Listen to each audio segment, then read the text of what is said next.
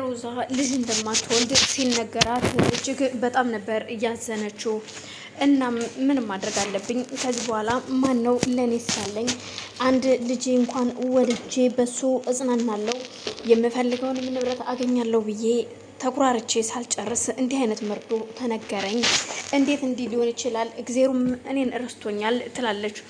እናም ከዛም ተነስታ ወደ መሰለ ጋር ስትሄድ መሰለም ደግሞ ገላዋን እንደሚፈልገው ሲነግራት ታዲያ ምን ችግር አለው አቶ መሰለ አንተን የመሰለ ሰው አግኝቼ እንዴት እምቢ እላለሁ? ግን ቆይ ባለቤትሽስ?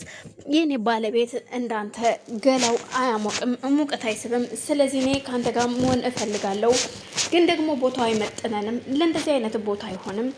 እናም ቦታ ብንቀይር ምን ይልሃል ስትለው እሱ ግን እዩልሽ መጀመሪያ ባልሽን ከዛ ነው በወጣትነት ያግኝቼሽ ቢሆን ኑሮ ያለቅሽም ነበር። አሁን ግን ይላታል እኮ አሁን ግን ምን? ምክንያቱም አሁን እኔ የምፈልግህ እኔ የኔ ብድር ክሬዲት ስላለብህ አሁን እኔ እናንተ አብረን መሆን አለብን። ይኸውልህ እናቴ ያለችበትን ቤት ዴብ ሊሸጠው ነው። እናም ያንን ቤት እንድታስቀርልኝ እፈልጋለሁኝ ስትለው ምን ችግር አለው ታዲያ እናትሽ ነገ እቃዋን ተሸክማ ከዛ ቤት ትወጣለች ይላታል። እኮ እንዴት? አዎ ከፈለኩኝ በላሽ ላይ አፈርሰዋለሁኝ፣ ንገሪያት ለእናትሽ እቃዋን ካሁኑ ትሰብስብ ይላታል። ግን የትኛው ቤት እንደሆነ ባይገባትም ዴብንም እንኳን እቤት መታ ስለ ቤቱ ሲጠይቀው እዩልሽ ከዚህ የትኛውም ንብረት የኔ እንዳልሆነ እወቂው። አንቺን ከቁሳቁስ ውጭ ሌላ የሚያሳምንሽ ነገር የለም እኮ ሮዛ። ምንድን ነው የምትይው? ይሄ ቤትም እኮ ያንቺ አይደለም፣ የኛም ያንቺም የማናችንም አይደለም። ሁላችንም ነገ ጧት ሌላ ቤት ፈላጊዎች ነን። ስለዚህ ካሁኑ አስቢበት። አንቺ እንደሆነ ከቤት የለቀ ቁሳቁስ ስለምትመርጭ ቁሳቁስ የምትፈልጊውን ቁሳቁስ መውሰድ ትችያለሽ ይላታል። አልገባኝም ምን እያልክ ነው ግን ዴብ ስትለው ይሄ ቤት ያቶ መሰለ ነው እያልኩሽ ነው። አቶ መሰለ ስም ከሆነ ቆየ ነው ምልሽ፣ ይገባሻል ሲላት በጣም ትደነግጣለች። እንዴት እንደዚህ ሊሆን ይችላል? እሱንማ እንግዲህ ታውቂዋለሽ፣ ራስሽ እየጀመርሽው አይደለም። ምናልባት ካዘነልሽ ጠይቂው፣ ለምኙና ተቀመጭበት፣ ሊያዝንልሽ ይችላል። ማላቅ ይመስልሻል እንዴ? ይህን ሁሉ ሴራ ማን እንዳሴረው?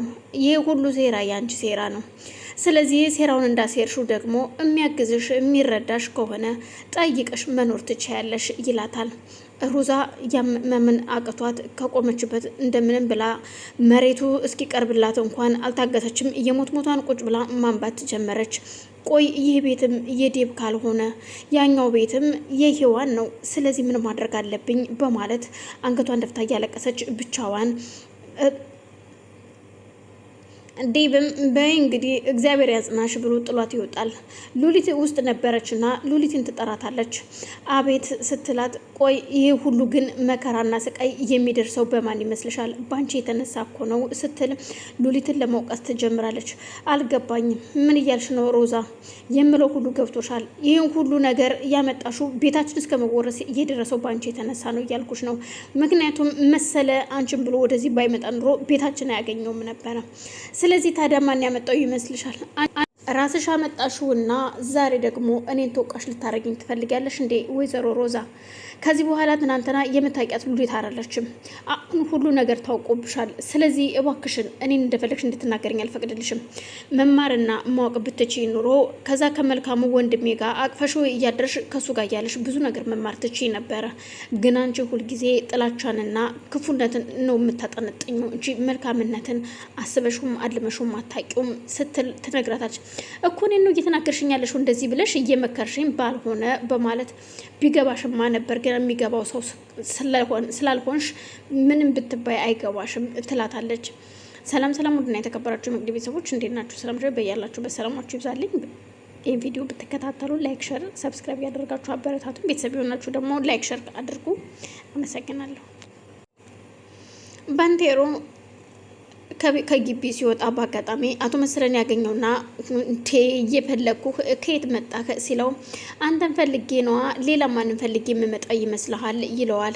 እሺ አቶ ባንቴሮ ሲል ሰላም የሚለው መስሎት እጁን ሲሰነዝር ባንቴሮ ግን በቦክስ ሲለው አፍንጫውን ይመታውና ከዛ እጁን ጠምዝዞ ወደሚፈልገው ቦታ ይዞት ይሄዳል። አቶ መሰለን የሆነ ቦታ ወስዶ ካገተው እጁንም እግሩንም ካሰረው በኋላ ዴብ ደውሎለት ስለነበር ከዴብ ጋራ ለመገናኘት ትቶት ይመጣል።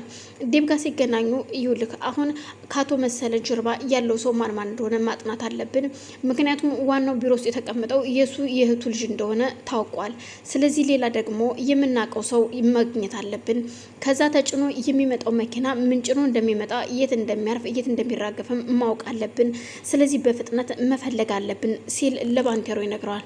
እውነት ግን ነው ዴብ ሲለው አዎ፣ ምክንያቱም ይሄ ሰውዬ ያለ ምክንያት አይደለም እንደዚህ ገንዘብ ያለ ምክንያት አይደለም። ምክንያቱም ይህ ሰውዬ እጽ ያዘዋውራል በድብቅ ለዛ ነው። ምክንያቱም የእህቱ ልጅ ስለሆነ ዋናው ላይ የተቀመጠው ወንበሩ ላይ እሱ ነው የሚያግዘውም የሚረዳውም ተጠያቂነትም አይኖረውም ሲል ይነግረዋል። በቃ ሽንፍጠን በማለት ይሄዳሉ። ባንቴሮን ከደቂቃዎች በኋላ አቶ መሰለን ካገተበት ቦታ ሲሄድ አቶ መሰለ እጅና እግሩ ታስሮ በማይታመን ሁኔታ ቁጭ ብሏል። እሺ አቶ መሰለ አንተ ብቻ አንበሳ ነበር ካረል የሚመስልህ? ይውልህ አርፈህ ካልቀመጥ ካልክ ይህንን እንስቃይህን ገና አበዛዋለሁ። ከፈለክ ደግሞ በዚህ ሽውጥም ከሆነ ግንባርክን ብዬ እገላግልሃለሁ ይለዋል። እባክህን እንዳትሳሳት፣ እኔ ብሞት እንኳን ያልሞቱ ብዙ ሰዎች አሉ ይገሉሃል በማለት ባንቴሮን ሊያስፈራራው ቢሞክርም እንኳን ባንቴሮ የመስማትም ሆነ የመፍራት ምንም ስሜት የለውም።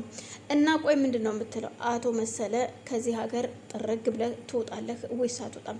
ለነገሩ ከዚህ በኋላ ብትወጣ ባትወጣኛ ምን አገባን? እኛ የምንፈልገው አንተን መግደል ነው።